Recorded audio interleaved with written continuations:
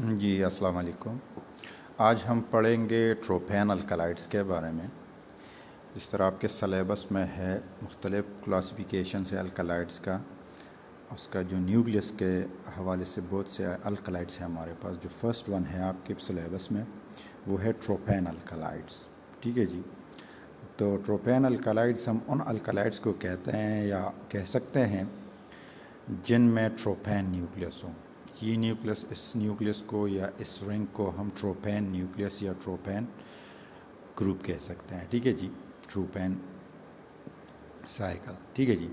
अब ये साइकिल जिन अल्कलाइड में भी हो उनको हम ट्रोपेन अल्कलाइड कहते हैं। अच्छा, ट्रोपेन अल्कलाइड जो है ना ये डिराइव्ड होते हैं आर्निथीन से। आर्निथीन क्या है हमारे पास? अमाइनो एसिड्स है। किस तरह आर्निथीन से जो है ना ट्रोपेन बायोसिंथेसाइज होता है इनसाइड अ प्लांट। ये आप देख ले स्केच है कि आर्निथीन जो है ना ये पुट्रूसिन में जो है ना कन्वर्ट होता है। इस तरह पुट्रूसिन जो है ना ये एन मिथाइल पुट्रूसिन में कन्वर्ट होता है। इसी तरह जो है ना बहुत सारे एंजाइमेटिक रिएक्शन जो है ना इसमें रिस्पॉन्सिबल होते हैं। और फिर लास्ट में ये जो है ना पायरुलिडीन और ट्रोपिनून में जो है ना कन्वर्ट होता है। ट्रोपिनून जो है ना बाद में ट्रोपीन में। ठीक है जी। तो इस तरह ये ट्रोपेन न्यूक्लियस जो है ना जिन अल्कलाइड्स में हो उनको हम ट्रोपेन अल्कलाइड्स कहते हैं। ठीक है जी। आप इसको आप देख लें कि आर्निथीन है, ये इंटरमीडिएट हमारे पास जो है इंटरमीडिएट पायरुलिडीन में कन्वर्ट होता है और पायरुलिडीन बाद में जो है ना ट्रोपेन न्यूक्लियस बनाता है। और जब भी न्यूक्लियस जिन भी अल्कलाइड में हो तो उनको हम ट्रोपेन अल्कलाइड कहते हैं। अब सबसे पहले जो हमारे पास है बेलाडोना प्लांट, उसके बारे में हम पढ़ेंगे। ट्रोपेन अल्कलाइड्स के बाद हम बेलाडोना प्लांट। अच्छा, बेलाडोना प्लांट जो है ना इसका नाम बेलाडोना, अगर आप देखें कि ये हमारे पास इटालियन वर्ड है, इसका मतलब है ब्यूटीफुल वुमन या ब्यूटीफुल आइज़। क्योंकि एट्रोपा बेलाडोना या बेलाडोना प्लांट के जो एक्सट्रैक्ट थे, लीव्स के एक्सट्रैक्ट, वो पुराने वक्तों में यानी ओल्डन डेज में इसको जो है ना यूज़ किया जाता था।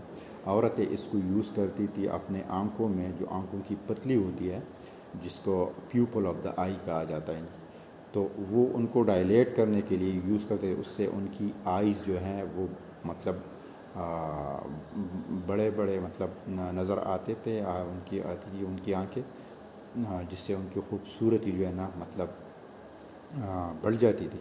तो इसलिए इसको जो है ना ब्यूटीफुल आइज़ या ब्यूटीफुल वुमन के नाम से भी जाना जाता था। इस वजह से इसका नाम बेलाडोना पड़ गया है। ठीक है जी। तो बेलाडोना हर्ब भी इसको कहते हैं, बेलाडोना लीफ भी इसको कह सकते हैं, डेडली नाइट शेड भी इसको कहते हैं, डेथ हर्ब भी इसको कहते हैं, पॉइजन ब्लैक चिरी भी इसको कहते हैं। पॉइजन ब्लैक चिरी, ब्लैक जो आप इसकी जो है ना ये आप उसकी फ्रूट को देख लें, ब्लैक चिरी की तरह जो है ना इसके फ्रूट्स हैं, तो इस वजह से, और ये इंतहाई पॉइजनस प्लांट है। डेथ हर्ब भी इसको कहते हैं। तो हाँ मतलब पॉइजनस है, इस वजह से इसको जो है ना कहते हैं डेथ हर्ब या पॉइजन चेरी भी इसको कहते हैं। ठीक है जी। पश्तो में बाज़ जगह पे इसको बांगे दीवाना भी कहा जाता है और अंगूर शिफा हिंदी में इसको कहा जाता है। ठीक है जी। ऑफिशियल सोर्स जो इसका है या मतलब ऑफिशियल नेम इसका है एट्रोपा बेलाडोना, और जो पार्ट यूज़ है वो ड्राई लीव्स और flowering top, dry leaves and flowering top हम इसकी कलेक्ट करते हैं और इसको जो है ना इससे फिर एक्सट्रैक्ट लेते हैं। उसकी जो स्टैंडर्ड है वो तकरीबन 0.3% तक जो है ना इसमें अल्कलाइड होनी चाहिए। कौन सी अल्कलाइड? हाइसाइमीन अल्कलाइड्स। नेक्स्ट हम इसकी फैमिली जो है सोलेनेसी है, geographical source USA, Germany, Canada, India, UK वगैरह में पाए जाते हैं। पाकिस्तान में चूँकि एज ए वाइल्ड प्लांट पाया जाता है, तो आज़ाद जम्मू कश्मीर में, हिली एरियाज़ ऑफ केपी में यानी खैबर पख्तूनख्वा में और गिलगित बल्तिस्तान में इसको जो है ना एज ए वाइल्डली मतलब वहाँ पर पाया जाता है। ठीक है जी। कल्टीवेशन एंड कलेक्शन, सीड जो है ना इसकी कल्टीवेशन किस चीज़ से होती है? सीड से। सीड को सोया जाता है और अप्रैल में सोया जाता है और जब इस पर फ्लावर्स अपेयर होते हैं तब इसकी कलेक्शन हम करते हैं। इसको पेरिनियल प्लांट कहा जाता है क्योंकि ये अपना जो लाइफ साइकिल है मोर देन 2 ईयर्स में कंप्लीट करता है। इसी वजह से ये पीरिनियल हर्ब है या पीरिनियल प्लांट है, ठीक है। कलेक्शन जो है ना, जब इसके ऊपर फ्लावर्स अपीयर होते हैं तो हम इसकी लीव्स और फ्लावरिंग टॉप्स जो है ना कलेक्ट करते हैं, ठीक है जी। आप इसको देख लें, ये प्लांट है हमारे पास, ये इसकी 3D स्ट्रक्चर है। तो ये इसके रूट्स है, ये जो आपको ब्लैक नज़र आ रहा है, ब्लैक चेरी लाइक फ्रूट है इसकी। ये फ्लावर है, पनल शेप इसके फ्लावर हैं, ठीक है जी। ये हमारे पास, आप इसकी देख लें,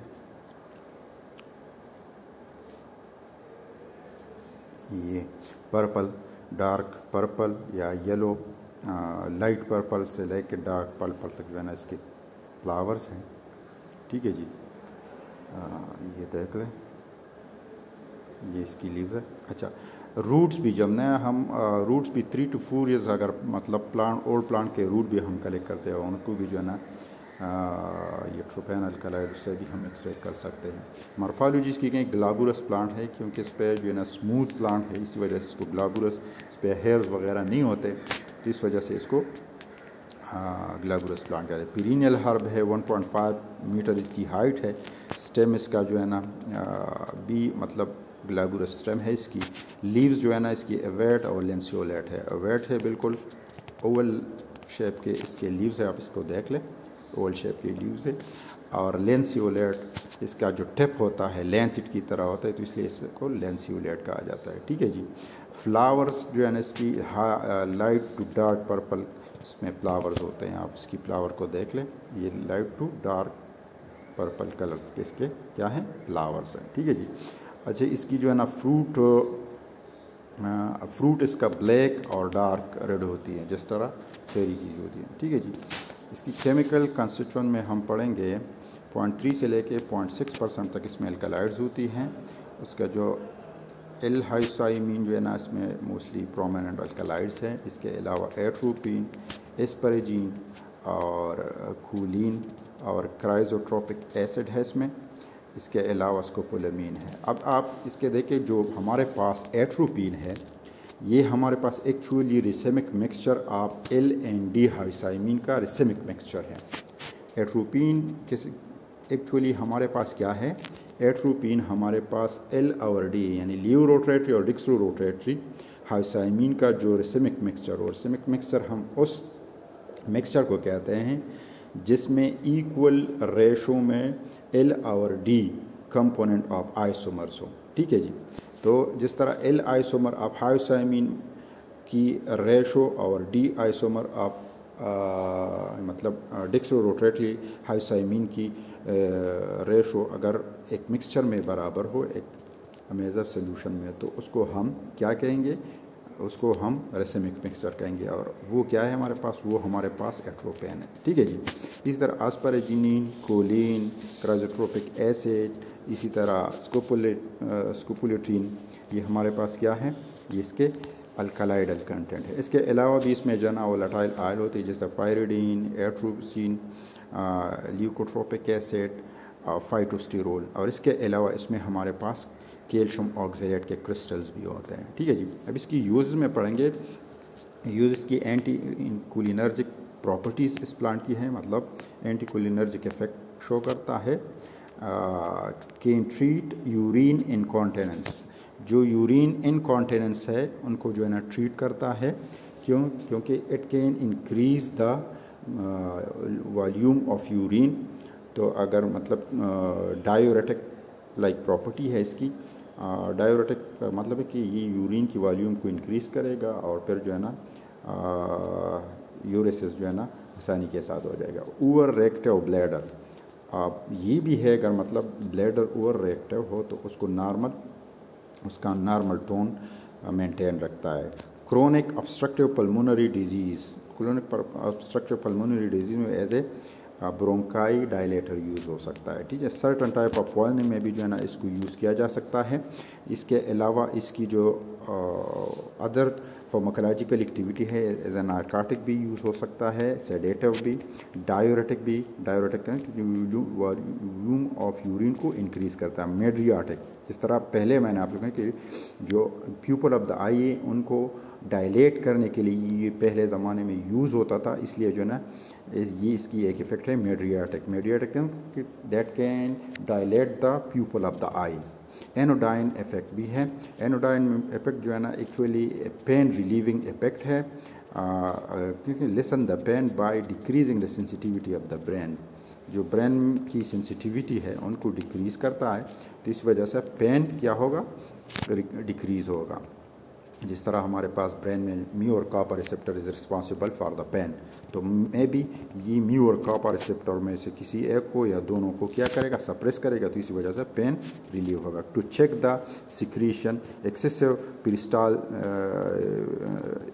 एक्सेसिव फ्री परस्पायरेशन, तो ये सिक्रीशन को चेक करने के लिए भी जो मिसाल के तौर पर एक पेशेंट है उसकी एक्सेसिव परस्पायरेशन, उससे स्वेटिंग वगैरह हो रहा, तो भी जो है ना यूज़ हो सकता है। Relieve spasm of the gut and respiratory tract, तो जीआईटी और आरटीआई जो है ना हमारे पास रेस्पिरेटरी ट्रैक्ट इन्फेक्शन में भी जो है ना इसको उसके जो स्पाज्म हो तो एज ए स्पाज्मोटिक एजेंट हम इसको यूज़ कर सकते हैं। तो ये था कुछ हमारे पास ट्रोपेन के हवाले से। ट्रोपेन में फर्स्ट प्लांट हमने पढ़ा बेलाडोना, तो नेक्स्ट इंशाल्लाह हम हाइसाइमस पढ़ेंगे।